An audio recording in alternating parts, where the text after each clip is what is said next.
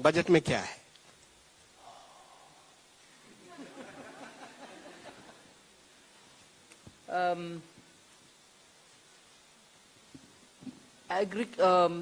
Higher education के लिए जब हम 5 यूनिवर्सिटी हब्स बनाने जा रहे हैं, it is very important to recognize that आज प्राइवेट सेक्टर में यूनिवर्सिटीज बहुत आ रहे हैं, स्टेट्स का मन लग रहा है कि और हायर एजुकेशन सेंटर्स जरूर है, होना चाहिए।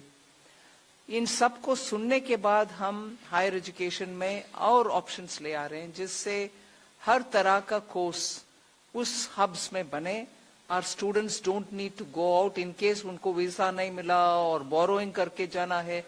उस क्वालिटी का एजुकेशन भारत में ही हो, इसीलिए जितने भी स्टेट्स वो क्या बोलते हैं, चैलेंज मोड में आकर के बोलेंगे कि हम जमीन देने के लिए तैयार है, मल्टी स्पेशलिटी हॉस्पिटल जैसे बनाते हैं, ऐसे universities with different types of courses can all come and set up, and this will also mean partnering with universities abroad. So higher education में जो flexibility के साथ function करना है और हमारे students जो बाहर जा रहे हैं उनको उसी quality के education इधर देने का, ये नहीं कह रही हूं मैं कि हमारे universities में quality नहीं है, मगर aspirational लोग को कुछ और certificate जब चाहते हैं, वो certificate क्यों ना भारत में ही ना मिलना, why don't we provide for it? And इसीलिए वो scheme ले आए. So it does not immediately mean that we are not going to be spending on primary and secondary. Primary and secondary में इतनी सारे states के साथ collaborate करते हुए, PM श्री स्कूल हो, नवोदय विद्यालय हो, प्राइमरी से लेकर हायर सेकेंडरी तक बहुत सारे कदम पिछले 5 साल में उठाया गया। न्यू एजुकेशन पॉलिसी आने के बाद उन सबको अभी भी सपोर्ट मिलेगा सेंटर से, हम कम नहीं कर रहे हैं बजट को। 22 the front. Hello ma'am, good afternoon. This is Surbhi from Business Today. Ma'am, firstly I wanted to understand the impact of your tax proposals both on the direct and indirect tax side and as well as the net implication. Ma'am, secondly, a very basic question in terms of your new fiscal anchor on central government debt reduction. What are the measures that will be followed on that? Thank you. So on the new fiscal anchor, we, like it has been announced, the glide path will be continued, and fiscal deficit, in other words, shall be the operational target to attain the debt to GDP. So it's not that we are going away from the fiscal deficit. It's not going to be the monitorable target. The target will be the debt to GDP that we are going to be monitoring. But both do work in tandem, and that is understandable. That's the way we are anchoring this.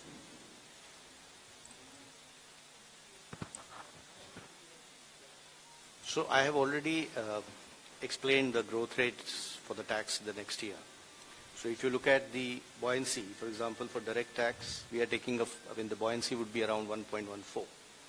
So which shows that we expect that with all these reforms, the tax growth should become and would be growing at a rate faster than that of the economy itself. So we do expect the tax income, the tax revenues to be sufficiently buoyant in the coming year.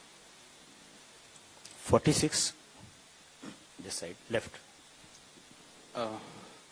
Ma'am, this is Priyansh from Money Control. I have 2 questions. One is on the GST.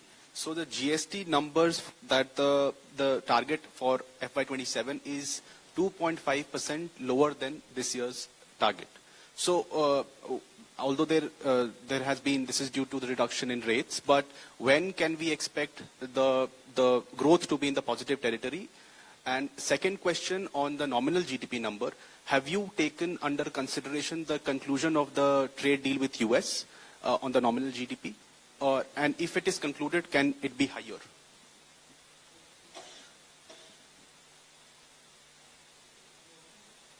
So the nominal GDP, as the CEA explained, has been calculated on an as-is where-is basis, which includes the US-India trade deal as-is where-is. When things change, we will see how the data shows up. 249.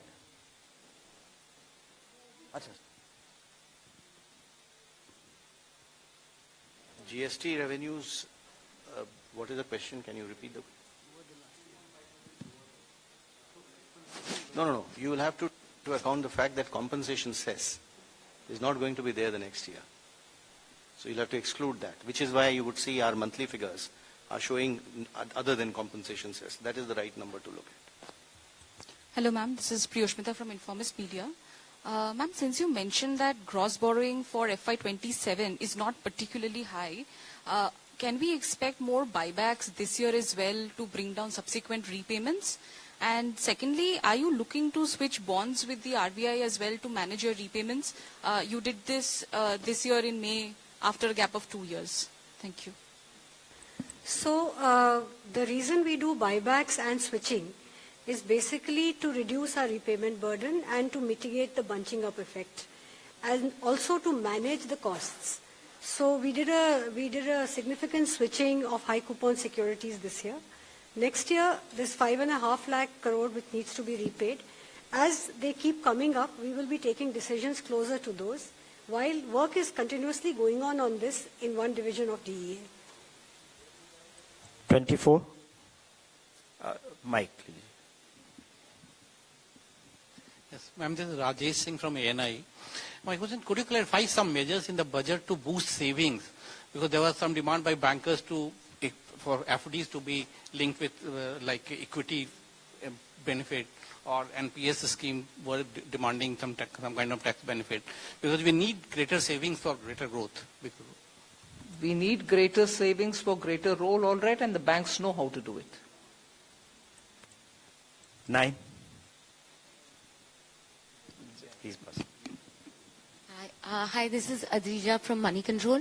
I had two questions. One was on the fact that the economic survey had also raised some concerns about states' fiscal health and their borrowing, putting pressure on the sovereign borrowing rates also. I just wanted to understand, has the center thought about how do we want to tackle this with the states, because we are targeting a debt to GDP ratio. But we know overall debt to GDP ratio is the anchor that most global agencies look at and ideally needs to be looked at. Second, my question was on the FEMA rule changes. I just wanted to understand with the interaction with the investors or, the stakeholders, globally, what are the kind of demands or what are the kind of requests that are coming in, especially amid the status when it comes to foreign investor outflows? So what are we looking at, if we've thought about anything yet? Talking with states about their borrowing can only be done as a nudge conversation. Beyond that, the center cannot do. Equally, if you look at it, the center is also under Article 293(3), duty bound to make sure that the borrowings of the states are also monitored in a way. We can't curb them, but beyond their FRBM, we can sit with them and have a conversation. But that's about where it is. And I think largely states understand their duty under the FRBM Act.